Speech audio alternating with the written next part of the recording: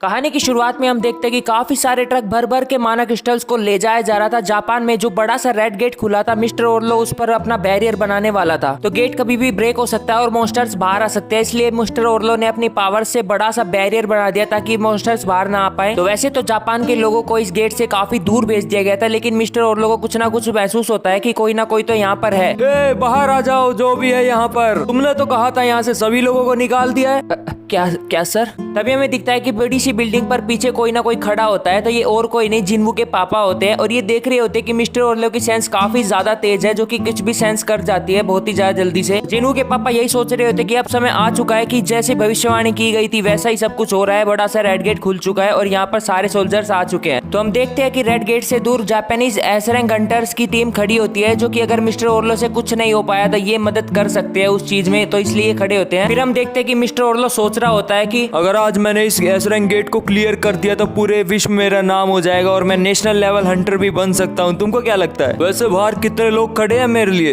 15 total है sir. क्या सिर्फ 15? ये तो बहुत कम ऑडियंस है मेरे लिए। सर ये सब छोड़िए, वो गेट देखिए, वो खुलने वाला है। तो अब डंजन ब्रेक होने का टाइम आ चुका था और यहाँ से मॉन्स्टर बाहर आने वाले थे। तभी हमारा सीन शिफ्ट हो जाता है और हमें जिन्वू को दिखाया जाता है, जो कि हॉस्पिटल में पड़ा होता है बेड पर। उसको होश आ चुका होता है। सिर दुख रहा है, बाकी सब लोग कहाँ हैं? अब जिन्वू हॉस्टल में पहुंच जाता है और वो देखता है कि जिन्वू को होश आ चुका था और वो रोने लग जाता है कि मुझे लगा था तुम तो मर ही गए थे, तुम 3 दिन से बेहोश थे। क्या सच में मैं 3 दिन से बेहोश था?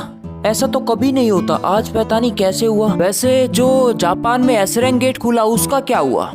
उसका तो मैं क्या ही बताऊं, उसका तो कुछ खास चल नहीं रहा है। आज वो ब्रेक होने वाला है लगता है। फिर हमें दिखाया जाता है कुछ आर्मी सोल्जर्स वहाँ पर पहुंच जाते हैं लोगों को वहाँ से निकालने के लिए, क्योंकि कुछ लोग बच गए थे जो कि वहाँ से निकले नहीं थे। अब वो टाइम आ जाता है, यहाँ पर डंजन ब्रेक हो जाता है और यहाँ पर 3 जायंट्स हमें दिखाए जाते हैं जो कि काफी ज्यादा बड़े थे और हंटर्स भी इनको देखकर घबरा से जाते हैं। लेकिन मिस्टर ओरलो इनके सामने खड़ा होता है और पी के बोल रहा होता है, ये मेरा क्या ही बिगाड़ लेंगे, ये तो मेरे सामने बच्चे हैं। अगर हिम्मत है तो इस बैरियर को तोड़ के दिखा बच्चे।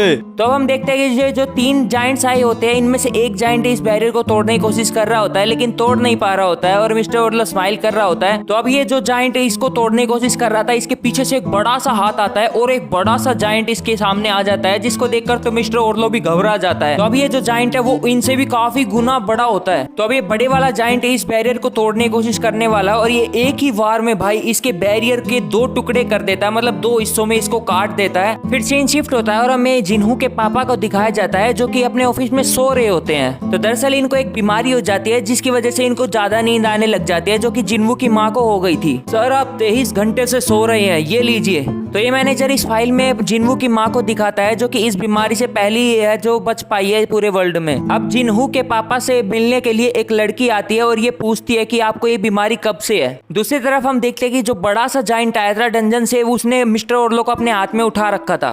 मुझे छोड़ दो, कोई मेरी मदद करो। अब ये बड़े वाला जायंट मिस्टर ओरलो का इस दुनिया से सफाया कर देता है और मिस्टर ओरलो को डिफेंस करने तक का मौका नहीं मिलता है। तो जापान के कई सारे टैंक से इन मॉन्स्टर्स पर गोला बारूद बरसाना स्टार्ट कर देते हैं, लेकिन इनको कुछ खास फर्क पड़ ही नहीं रहा होता है। अब हमें जापान के एसरंग हंटर्स को दिखाया जाता है, जो कि बैकअप में खड़े थे ताकि मिस्टर ओरलो अगर कुछ ना कर पाए तो वो कुछ ना कुछ तो करके दिखाएं। अब ये हंटर्स इन बड़े से जायंट्स पर हमला करना स्टार्ट कर देते हैं, लेकिन ये बड़े से जायंट बहुत ही ज्यादा इजीली इनसे डॉज कर लेते हैं। ये काफी ज्यादा फास्ट भी होते हैं। फिर हमें दिखता है कि जायंट्स के ऊपर एक हेलीकॉप्टर होता है जिसमें से लाइव टेलीकास्ट चल रहा होता है और सभी यहाँ पर लाइव देख रहे होते हैं। और यहाँ पर जिन्वू भी अब ठीक हो चुका था और अपने घर पर लाइव देख रहा होता है कि यहाँ पर काफी ज्यादा तबाही मच चुकी है जापान में। पीछे से आवाज आती है कि भाई मत जाना, तुम चिंता मत करो, मैं कहीं नहीं जाने वाला हूँ। वैसे ही मैंने काफी काम कर लिया है, अब मैं थोड़ा रेस्ट लेने की सोच रहा हूँ। अब जिन्वू पार्क में बैठा होता है और सोच रहा होता है। स्कूल में गेट खुलने के बाद से जिन्हा का थोड़ा सा बर्ताव अलग सा हो गया है। फिर जिन्वू को एक गाड़ी अपने साथ लेने आई थी, तो जिन्वू उनके साथ चला जाता है। तो जिन्वू अब जिन्हू के पापा के ऑफिस में पहुंच जाता है और जिन्हू के पापा पहले तो उसको थैंक यू कहते हैं आने के लिए और फिर उसको एक ब्लैंक चेक दिखाते हैं। देखो वैसे तो मैं दूसरे रिच पर्सन की तरह तुमको सामने पैसों का रोब तो नहीं झाड़ना चाहता हूँ और स्पेशली मैं एसरंग हंटर के साथ तो डील ऐसे कभी नहीं कर सकता, तो इसको बस एज अ थैंक्स तुम मान सकते हो। ये बात तो साफ है, ये मुझे है ना अपने गिल्ड में तो शामिल नहीं करना चाहते हैं। तो आप चाहते क्या हो सर? दरअसल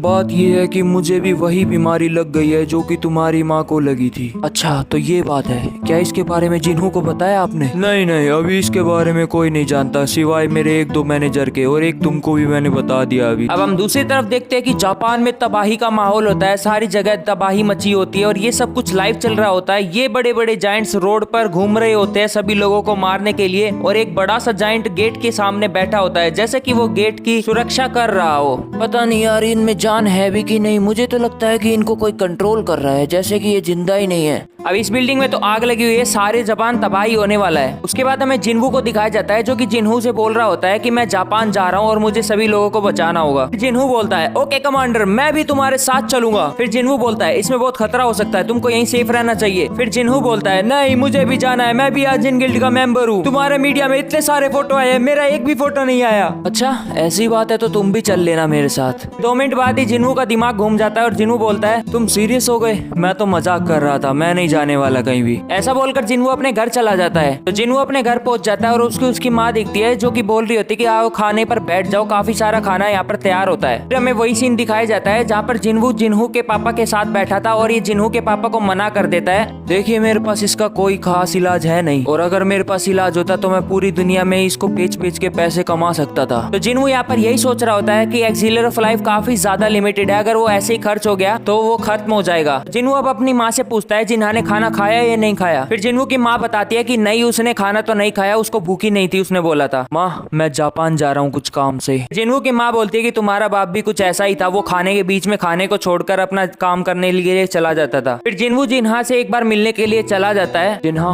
क्या तुम सो रही हो? दरअसल मुझे तुमसे कुछ बात करनी है। जिन्हू अपनी बहन को थैंक यू बोलता है कि उसने कभी भी किसी भी रेड में जाने के लिए उसको नहीं रोका और उस पर विश्वास किया। इस बार और मुझ पर विश्वास करो, मैं एक बार काम से जा रहा हूँ, जल्दी वापस आ जाऊंगा। मतलब तुम जापान जा रहे हो? डरो मत, मैं इतनी दूर से ही तुम्हारी रक्षा करूंगा। अब जिन्हू एक बार चेयरमैन से मिलके वहाँ से निकल जाता है जापान के लिए। तो अब एयरपोर्ट पर हमें जिन्हू दिखता है जो कि काफी सारे शील्ड सामान लेके जा रहा होता है, और जिन्हू भी बोल रहा होता है कि अब तो आजिन गिल्ड का नाम हम रोशन करके ही आएंगे। फिर हम देखते हैं कि जापान में काफी सारे आर्मी सोल्जर्स खड़े होते हैं, काफी सारे लोग यहाँ पर फंसे हुए थे उनको निकालने के लिए। जो लोग यहाँ से निकल नहीं पाए थे या फिर जो लोग यहाँ पर घायल हो गए थे बिल्डिंग के नीचे दबके, उनको निकालने के लिए और उन सब को बचाने के लिए यहाँ पर आर्मी सोल्जर्स खड़े होते हैं। और अब एक जाइंट यहाँ पर इनको देख लेता है, और यहाँ पर तो कोई हंटर भी नहीं है जाइंट से लड़ने के लिए, तो ये अपनी गोलियों से ही इस पर बारिश करने लग जाता है, लेकिन इससे कुछ खास फर्क इसको पड़ने नहीं वाला। तो ये जाइंट हमला करने ही वाला होता है, उससे पहले यहाँ पर जिन्हू का शैडो सोल्जर जीमा आ जाता है जो कि एक ही वार में इस मॉन्स्टर को मार गिराता है। जापान में हंटर्स 3 दिन में 2 ही जाइंट्स को मार पाए थे, और ये आर्मी सोल्जर्स तो शॉक हो जाते हैं इस शैडो सोल्जर को देख के। इसको क्या पता था कि जिन्हू के शैडो सोल्जर ऐसे दिखते हैं। फिर हम देखते हैं कि जिन्हू अपनी शील्ड से इन सिविलियंस को बचा रहा था। आपको जल्दी से जल्दी यहाँ से निकलना होगा, यहाँ पर खतरा बहुत ज्यादा बढ़ चुका है। जिन्हू ने जापान में पहुंच के अपना रोला जमा दिया था और सभी इसको लाइव देख रहे थे। सभी को पता लग गया था कि जिन्हू जापान जा चुका है, और जिन्हू के शैडो सोल्जर तो कुछ ज्यादा ही पावरफुल है, एक ही पंच में इन सभी मॉन्स्टर को मार गिराया। अब जिन्हू भी अपना कमाल दिखाने चला जाता है, जीमा की पीठ पर से ऊपर से जाता है और इस मॉन्स्टर को बीच में से काट देता है। फिर हमें मार्लैंड यूएसए का सीन दिखाया जाता है जहाँ पर काफी सारे हंटर्स बैठे होते हैं जो कि एस रैंक हंटर्स होते हैं। ये सभी लोग भी जिन्हू को लाइव देख रहे थे फाइट करते हुए जापान में। मेरे को तो लगता है कि जिन्हू बहुत ही जल्द मरने वाला है, अब ये सर्वाइव नहीं कर पाएगा। फिर ये सभी जिन्हू के मरने की शर्त लगाते हैं कि कितनी टाइम में वो मर सकता है। फिर हमें दिखता है कि यहाँ पर नेशनल लेवल हंटर होता है जो कि यूएसए का होता है, तो इसका नाम थॉमस हेनरी होता है, और ये जिन्हू के सर्वाइव कर जाने के लिए शर्त लगाता है कि जिन्हू सर्वाइव कर जाएगा। फिर ये बोलता है कि जिन्हू तो सर्वाइव कर जाएगा, लेकिन जो अपने यहाँ पर गेट खुला है मैं देखता हूँ यहाँ पर कितने लोग सर्वाइव कर पाएंगे। तो अब हमें जापान का सीन दिखाया जाता है जहाँ पर सब कुछ लाइव चल रहा होता है, और हैरानी की बात तो ये है कि जिन्हू ने 5 सिटीज को कवर भी कर दिया था, सभी को बचा भी लिया था। जिन्हू के शैडो सोल्जर्स ही एक एक करके सभी जाइंट्स को निपटाते जा रहे थे। हमें यहाँ पर एक लड़की का सीन दिखाया जाता है जो कि यहाँ पर फंस चुकी होती है, और इस पर जाइंट हमला करने ही वाला होता है, अपने हाथ से पकड़ने की कोशिश करता है, लेकिन उससे पहले जिन्हू का एक पावरफुल शैडो सोल्जर से इस बच्ची को बचाने आ जाता है बहुत ही ज्यादा तेज की स्पीड से, यहाँ तक कि इस मॉन्स्टर के हाथ को भी काट देता है। उस बच्ची को बचाने वाला शैडो सोल्जर कमांडर इग्रिस होता है, और एक और दूसरा शैडो सोल्जर आता है जो कि काफी पावरफुल होता है और इस जाइंट को निपटा देता है। फिर इग्रिस बोलता है, हे बच्ची क्या तुम ठीक तो हो ना? थैंक यू सर, हमारे यहाँ पर आने के लिए, हमें बचाने के लिए। अरे थैंक यू मत बोलो यार, तुम भी बहुत अच्छा काम कर रहे हो यहाँ पर लोगों को बचाने का। हाँ सही कहा आपने, मैं ऐसा काम करता रहूंगा। अब हम देखते हैं कि जिन्हू ने काफी सारे जाइंट्स को तो एक एक करके निपटा दिया था, तो यहाँ पर एक जाइंट तो इसके आगे ही पड़ा होता है, तो जिन्हू इसके पास जाता है और अपना काम स्टार्ट कर देता है, यानी कि इसके पास जाके बोलता है, अराइज। उसके बाद ये एपिसोड यहीं पर खत्म हो जाता है। बाकी की फाइट हम नेक्स्ट वीडियो में कवर कर लेंगे। बाकी आपको ये वीडियो कैसी लगी आप कमेंट बॉक्स में जरूर से बताना और वीडियो को लाइक कर देना एंड चैनल पे नए हो तो सब्सक्राइब जरूर से कर लेना और बाकी की वीडियो आप पिछली देख लेना। तो मैं मिलता हूँ आपसे नेक्स्ट वीडियो में, तब तक के लिए bye bye and take care.